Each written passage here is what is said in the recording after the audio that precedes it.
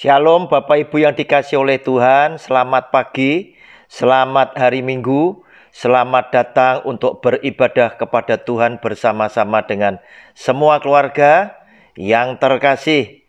Namun sebelum kita mendengarkan firman Tuhan, mari Bapak Ibu bersama dengan semua keluarga, kami datang kepada Tuhan lebih dulu di dalam doa. Bapa yang Maha Kasih, Yesus Tuhan kami, bersyukur berterima kasih karena kesetiaan Tuhan. Engkau telah memberkati kami bersama dengan semua keluarga kami. Dan kami boleh Tuhan senantiasa menikmati berkat-berkat-Mu yang terbaik yang ada di dalam kehidupan kami. Engkau senantiasa ada menyertai kami dan lewat penyertaan-Mu itu pula Tuhan, Engkau sendiri yang menuntun kami di jalan benar dan selamat yang Tuhan sudah siapkan. Pagi yang indah kami rindukan akan mendengar suara-Mu. Kami menyiapkan tanah hati kami yang paling subur, sehingga kami yakini Tuhan, ketika firman-Mu menyapa kami, firman-Mu tidak akan pernah kembali dengan sia-sia. Tapi kami percaya firman-Mu menjadi berkat yang luar biasa di dalam kehidupan kami. Oleh karena itu Tuhan, berbicaralah untuk kami telah siap mendengar sabda firman Tuhan. Di dalam nama Tuhan Yesus, kami percaya dan sudah berdoa. Amin. Bapak Ibu yang dikasihi oleh Tuhan, selama 7 minggu berturut-turut saya akan mengkhotbahkan 7 dosa pokok yang mematikan, atau biasa dikenal dengan 7 deadly sin. Saudara, ini adalah yang pertama kali. 7 dosa pokok yang mematikan yang pertama adalah kesombongan atau keangkuhan. Bapak Ibu, kita baca lebih dulu Lukas pasal 18 ayat 9 sampai dengan 14. Yang demikian bunyi firman-Nya. Perumpamaan tentang orang Farisi dengan pemungut cukai. Dan kepada beberapa orang yang menganggap dirinya benar dan memandang rendah semua orang lain, Yesus mengatakan perumpamaan ini. Ada 2 orang pergi ke bait Allah untuk berdoa, yang seorang adalah Farisi dan yang lain pemungut cukai. Orang Farisi itu berdiri dan berdoa dalam hatinya begini, "Ya Allah, aku mengucap syukur kepadamu karena aku tidak sama seperti semua orang lain. Bukan perampok, bukan orang lalim, bukan pezina, dan bukan juga seperti pemungut cukai ini. Aku berpuasa 2 kali seminggu. Aku memberikan 1/10 dari segala penghasilanku." Tetapi pemungut cukai itu berdiri jauh-jauh. Bahkan ia tidak berani menengadahkan ke langit, melainkan ia memukul diri dan berkata, "Ya Allah, kasihanilah aku, orang berdosa ini." Aku berkata kepadamu, orang ini pulang ke rumahnya sebagai orang yang dibenarkan Allah, dan orang lain itu tidak. Sebab barang siapa meninggikan diri, ia akan direndahkan. Dan barang siapa merendahkan diri, ia akan ditinggikan. Saudara, kita mengerti lebih dulu apa yang dimaksud dengan 7 deadly sin, atau 7 dosa yang mematikan. Biasa disebut 7 dosa yang mematikan, atau 7 dosa pokok, atau 7 dosa utama. Sebab dari dosa ini akan bisa lahir dosa-dosa lainnya. Oleh karena apa? Oleh karena yang disebut kesombongan atau keangkuhan, ketamakan, iri hati, kemarahan, hawa nafsu, kerakusan, kemalasan. Sesungguhnya dari 7 sifat yang bisa menimbulkan 7 dosa yang mematikan, semuanya itu ada di dalam hidup setiap manusia. Sehingga pastilah saudara dan saya pernah berbuat dosa oleh karena diakibatkan oleh hal-hal tersebut. Sehingga kita tidak sadar bahwa dosa yang telah kita lakukan itu termasuk daripada 7 dosa yang mematikan. Saudara, yang pertama dari 7 dosa yang mematikan adalah kesombongan atau keangkuhan. Saudara, yang dimaksud dengan sombong itu apa? Yang dimaksud dengan angkuh itu apa? Kurang lebihnya sombong dan angkuh itu hampir sama, tetapi sedikit ada perbedaan. Kita artikan lebih dulu. Yang dimaksud dengan sombong adalah jika seseorang menganggap remeh, menganggap rendah orang lain, dan orang ini merasa dirinya yang paling benar, paling hebat, paling suci. Dan orang yang sombong adalah orang yang punya kecenderungan tidak mau mendengarkan saran orang lain.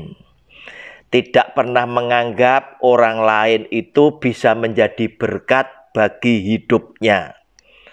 Dan orang yang sombong berbahaya sekali. Oleh karena itu, banyak orang mempelajari kitab suci kita dan mereka berkesimpulan bahwa dosa yang paling besar, dosa yang paling bahaya itu adalah dosa karena kesombongan. Sebab orang yang sombong itu bisa-bisa juga orang ini berkata dia tidak memerlukan Tuhan.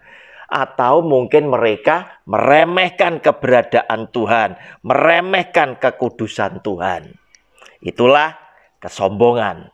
Saudara, kemudian apa bedanya dengan keangkuhan? Saudara, tidak ada orang angkuh yang tidak sombong. Orang angkuh pasti sombong. Sehingga saya berkesimpulan, sebetulnya orang yang angkuh adalah orang yang sombong plus. Ada tambahannya lagi. Yaitu di samping dia sombong, orang yang angkuh suka membuat action-action tertentu, kegiatan-kegiatan tertentu, dan ucapan-ucapan tertentu. Karena mereka dengan actionnya, dengan ucapannya, berusaha untuk menarik perhatian publik tertuju kepada dirinya agar publik memberikan pengakuan terhadap dirinya. Saya ambil contoh di Indonesia baru-baru ini saja ada begitu banyak anak-anak muda yang hebat dengan kekayaan mereka dan mereka sengaja mengadakan kegiatan, mengadakan action, dan memberikan komen-komen mereka di media sosial dan di-share secara luas sehingga semua publik bisa membacanya, semua publik bisa mengenalnya, siapa mereka.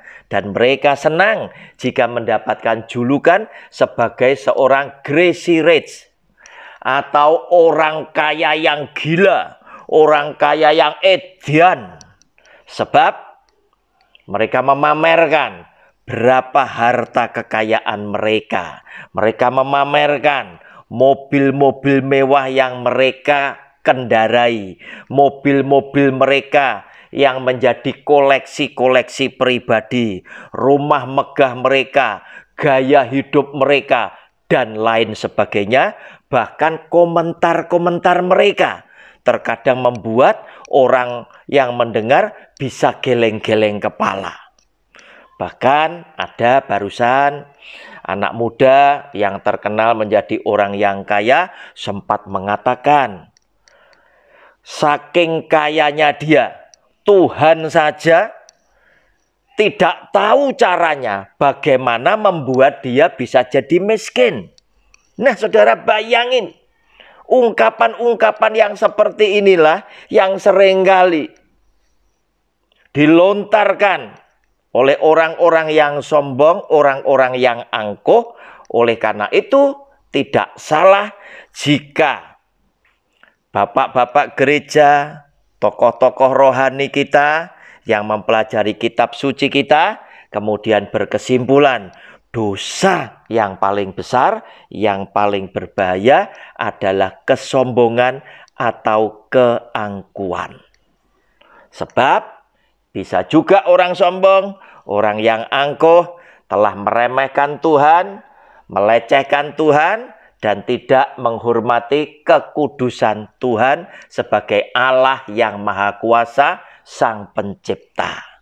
Saudara, lewat pembacaan firman Tuhan tadi, Tuhan Yesus telah memberikan sebuah perumpamaan, di mana dia memberikan perumpamaan itu karena ada orang yang menganggap dirinya benar dan memandang rendah semua orang lainnya dibandingkan dengan diri orang tersebut. Di dalam bacaan di situ dikatakan ada dua orang ke bait Allah. Yang satunya orang Farisi dan yang lainnya adalah pemungut cukai. Nah, saudara, kita tahu orang Farisi adalah orang yang mengerti tentang kitab suci, hafal dengan ayat-ayat kitab suci, dan orang Farisi terkenal sekali mentaati hukum-hukum yang tertulis dalam kitab suci. Di dalam doanya dia sengaja mengucap syukur kepada Tuhan dan dia berkata, Tuhan, aku bersyukur Tuhan bahwa aku tidak sama seperti orang lain. Tidak sama seperti orang ini. Dalam hatinya dia menunjuk kepada pemungut cukai itu. Tidak sama. Aku ini Tuhan bukan orang lalim. Aku bukan perampok. Aku bukan pezina. Dan bukan seperti pemungut cukai ini. Aku berpuasa 2 kali seminggu. Aku memberikan 1/10 dari segala penghasilanku. Dan lain sebagainya. Intinya, dia ingin menunjukkan ketaatannya dia, kesalehannya dia di hadapan Tuhan dibandingkan dengan pemungut cukai ini tadi. Nah, saudara, sebetulnya ahli Taurat dan orang Farisi ini sudah baik. Dia sudah benar melakukan hukum-hukum Tuhan. Tetapi yang membuat Tuhan tidak berkenan adalah sifat kesombongannya dia, keangkuhannya dia, sehingga dia merasa paling hebat, paling benar, paling suci dibandingkan dengan orang lain. Namun saudara, kesombongan, ketinggian, kecongkaan hatinya ini pastilah tidak berkenan di hati Tuhan. Lihat apa yang dilakukan sebaliknya. Seorang pemungut cukai tadi. Pemungut cukai ini berbeda. Sikap hatinya berbeda dengan orang Farisi tadi.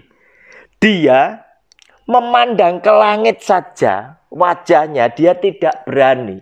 Dia merasa malu, dia merasa tidak layak untuk menengadahkan wajahnya ke langit. Di mana Tuhan berada di sana, di atas sana. Tetapi dia justru menundukkan wajahnya serta memukul dirinya dan berkata, Ya Allah, kasihanilah aku orang berdosa ini. Pemungut cukai justru mengakui, Tuhan, aku ini orang yang berdosa. Aku ini orang yang tidak layak datang kepadamu. Kasihanilah aku Tuhan dan ampunilah aku. Dan dia tidak berkata-kata begitu banyak menonjolkan kelebihan dirinya. Tetapi hanya sepenggal kalimat dia mohon belas kasihan Tuhan agar Tuhan mengasihani dan mengampuni dia punya dosa. Nah, saudara, alhasil apa penilaian Yesus yang adalah Kristus Tuhan kita? Ternyata dia berkata, aku berkata kepadamu, orang ini pulang ke rumahnya sebagai orang yang dibenarkan Allah. pemungut cukai, yang mengakui dosanya, yang menundukkan kepala, serta memukul-mukul tubuhnya dengan mohon belas kasihan kepada Tuhan, itu justru pulang ke rumahnya sebagai orang yang dibenarkan oleh Allah. Karena apa? Dia mau merendahkan dirinya, mengakui keberadaannya, bahwa dia adalah orang yang berdosa, yang memerlukan belas kasihan Tuhan. Tetapi sebaliknya, ahli Taurat dan orang Farisi ini yang sudah melakukan hukum-hukum Tuhan, dan dengan yakinnya dia telah melakukan dan menyatakan apa saja yang sudah dilakukan, ternyata orang ini pulang tidak dibenarkan oleh Tuhan. Sebab sikap hatinya yang sombong itulah yang membuat Tuhan tidak berkenan. Tuhan tidak suka dengan orang-orang yang demikian. Sebab orang yang sombong seringkali meremehkan orang lain.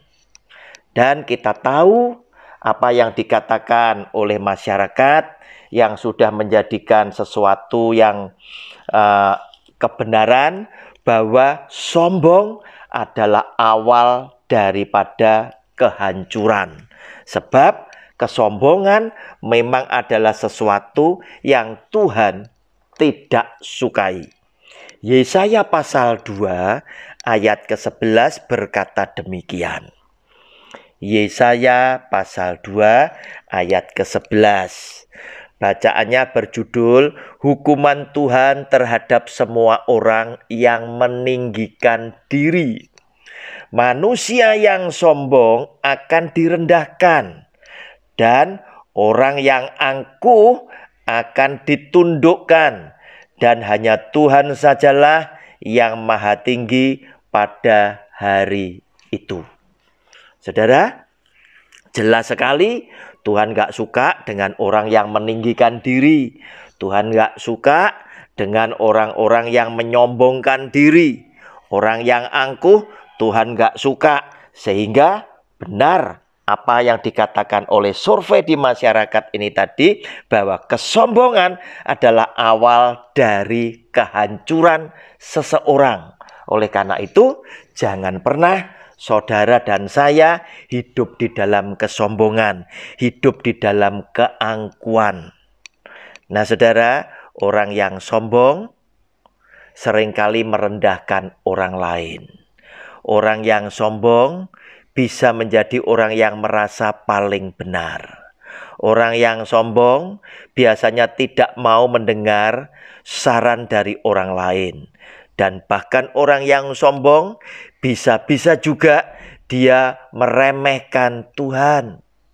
Nah saudara, kita banyak menyaksikan apa yang terjadi di dunia ini ketika orang yang menjadi terkenal dan sangat diberkati, harusnya mereka itu datang kepada Tuhan dengan ungkapan syukur dan mengakui, Tuhan, aku bisa menjadi seperti ini oleh karena kasih karuniamu, oleh karena berkat-berkatmu, sehingga aku bisa sukses, bisa berhasil sampai dengan hari ini oleh karena engkau.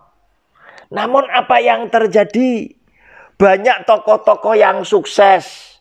Saya ambil contoh seorang yang bernama John Lennon, ya. Bapak Ibu pasti masih mengingat, pasti tahu siapa itu John Lennon. Grup band terkenal di zamannya The Beatles, ya. Dia sampai berkata karena dia saking suksesnya, dia berkata di publik, ya, dengan maksud dan tujuan memang agar supaya apa yang menjadi komennya, apa yang menjadi action di dalam kehidupannya menjadikan pusat perhatian masyarakat tertuju kepada dirinya. Sehingga dengan demikian John Lennon bukan hanya menjadi orang yang sombong, tetapi sekaligus dia sombong, dia angkuh. Dia berkata, Saya lebih terkenal daripada Tuhan. The Beatles itu lebih terkenal daripada Tuhan. Nah, saudara, tidak lama setelah dia mengatakan hal seperti itu, yang menjadi perbincangan begitu banyak para penggemarnya, banyak orang mulai membicarakan apa yang diutarakan oleh dia. Tidak lama penggemar daripada John Lennon sendiri itu datang mendekati John Lennon dan menembak John Lennon dari dekat dengan pistol, sehingga John Lennon dikabarkan tewas. Saudara, hati-hati, kesombongan dan keangkuhan adalah sesuatu yang Tuhan tidak sukai. Demikian pula manusia-manusia dulu pun dengan keberhasilan manusia. Pernah satu kali manusia ingin menyatukan diri. Manusia ingin mendirikan menara Babel dan lain sebagainya. Melambangkan menara kesombongan manusia. Dan mereka ingin seakan-akan menjadi orang-orang yang tidak tergantung kepada Allahnya. Tetapi apa yang terjadi? Sekaligus Tuhan memperingatkan kepada mereka. Tuhan memporak-porandakan mereka. Tuhan mencerai-beraikan mereka. Dan mereka tersebar ke seluruh dunia. Dan apa yang dicita-citakan oleh manusia masih tidak dapat terwujud. Karena Tuhan melawan atas kesombongan, melawan atas keangkuhan setiap umat manusia. Oleh karena itu, saudara yang dikasihi oleh Tuhan, hati-hati dengan kesombongan dan keangkuhan yang sampai hari ini tetap dilakukan oleh orang-orang tertentu, oleh bangsa-bangsa tertentu. Saya ambil contoh, seringkali di dalam dunia ini telah terjadi satu perlombaan, satu pertandingan, ya. Di situ dikatakan, hari ini gedung yang tertinggi di dunia ada di negara tertentu. Kemudian negara-negara yang lainnya juga berlomba-lomba akan membangun gedung lagi yang lebih tinggi dari yang tertinggi saat ini.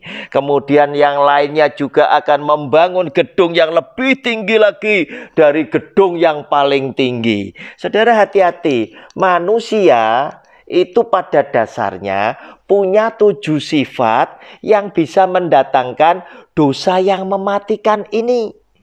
Oleh karena itu Anda dan saya itu harus waspada.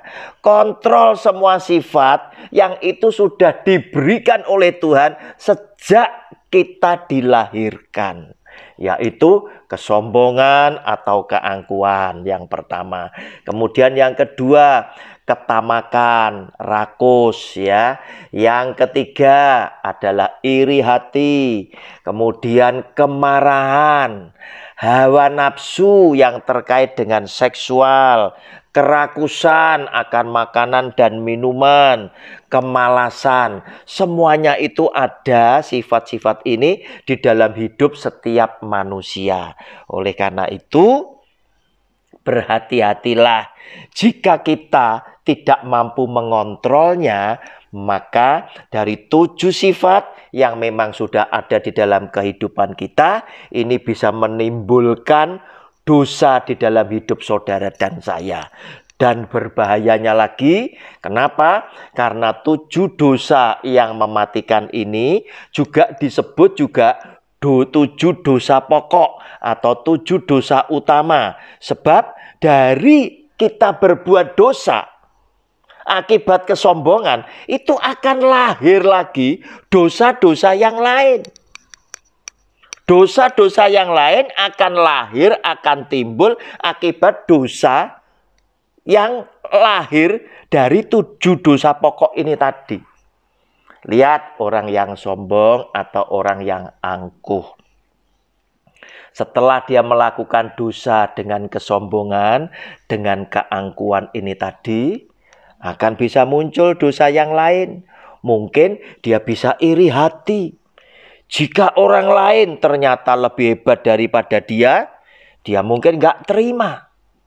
Jika dia tidak terima, mungkin dia bisa bertindak keluar dari jalur hukum. Nah saudara, hati-hati sekali. Karena dosa, 7 dosa yang mematikan ini, itu akan bisa melahirkan dosa-dosa yang lainnya yang jumlahnya tidak terhingga. Sehingga kita diminta waspada oleh bapak-bapak gereja kita yang sudah mempelajari dan menyimpulkan sehingga membuat kita lebih mudah memahami apa yang dimaksud dengan 7 dosa yang mematikan ini.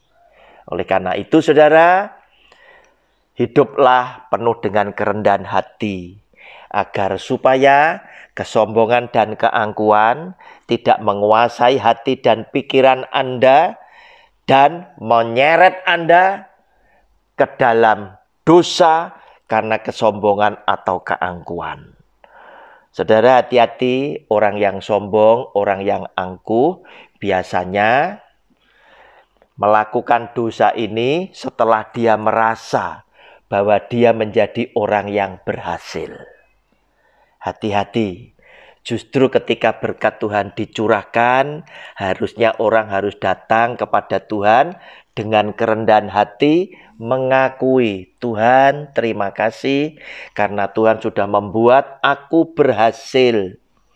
Berkati aku tetap dengan kerendahan hati, agar lewat keberhasilan yang Tuhan berikan, aku boleh tetap menjadi pribadi yang berkenan di hati Tuhan, yang tidak pernah melupakan asal-usul aku di zaman dahulu. Sama seperti ketika Tuhan menasehati bangsa Israel. Hai Israel, ingatlah bahwa engkau dulu adalah budak di tanah Mesir. Artinya engkau dulu adalah orang susah yang sudah aku bawa menuju kepada negeri yang berlimpah-limpah madu dan susunya. Yang engkau makan tidak perlu berhemat lagi. Tetapi ingatlah bahwa engkau dulu adalah budak di tanah Mesir. Artinya apa? Tuhan ingin engkau tetap rendah hati. Tuhan tetap inginkan karaktermu tidak berubah seiring dengan perubahan hidupmu dari orang biasa menjadi orang sukses. Sebab Tuhan senang kepada kerendahan hati yang dulu ada di dalam kehidupanmu. Tuhan Yesus memberkati Anda bersama keluarga. Demikian pula Tuhan Yesus memberkati saya bersama dengan semua keluarga. Amin. Bapak Ibu, mari kita datang kembali kepada Tuhan di dalam doa. Karena pada pagi yang indah ini, di hari Minggu ini, Tuhan berkenan memberkati kita dengan firman-Nya. Terima kasih Tuhan, Engkau sudah memberkati kami dengan firman-Mu. Terima kasih Bapa, Engkau sudah mengangkat keluarga kami menjadi orang yang sukses. Namun kami rindukan Tuhan, Engkau tetap memberkati kami dengan kerendahan hati. Agar lewat kerendahan hati yang Tuhan karuniakan kepada kami dapat mengakuinya Tuhan. Bahwa semua sukses, semua yang ada, semua yang sedang kami nikmati bersama keluarga adalah semata-mata berkat daripada kasih karunia Tuhan kepada keluarga kami. Sekarang Tuhan, pakailah keluarga kami menjadi berkat dari Tuhan untuk menjangkau setiap orang yang menghadapi kesulitan hidup. Sehingga lewat apa yang kami lakukan, nama Tuhan saja yang akan dipermuliakan. Jauhkan kami dari kesombongan, jauhkan kami daripada keangkuhan. Sehingga dengan demikian kami boleh tetap menjadi anak kesayangan Tuhan yang memiliki karakter sesuai dengan kehendak isi hati Tuhan. Dan terima kasih Tuhan, Engkau sudah mendengar setiap doa kami. Kami yakin Tuhan mendengarkan doa-doa kami. Di dalam nama Tuhan Yesus kami percaya. Amin.